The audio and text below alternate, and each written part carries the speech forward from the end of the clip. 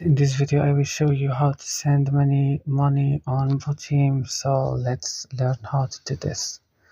First you need to open your Botim, and when you open Botim it will open directly on your chat list, here, and you will choose the person that you want to send him money. Click on the plus icon in the corner of the screen. Click here on account.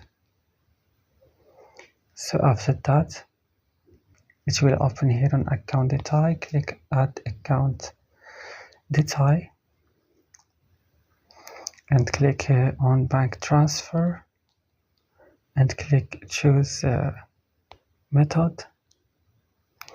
Here we write your first name, your middle name, it's optional, your last name, your number, and your bank name, for example Bank Central, and I will add my account number and click confirm, and then you will finish the other step, and that's it. It's very easy. Don't forget to like and subscribe and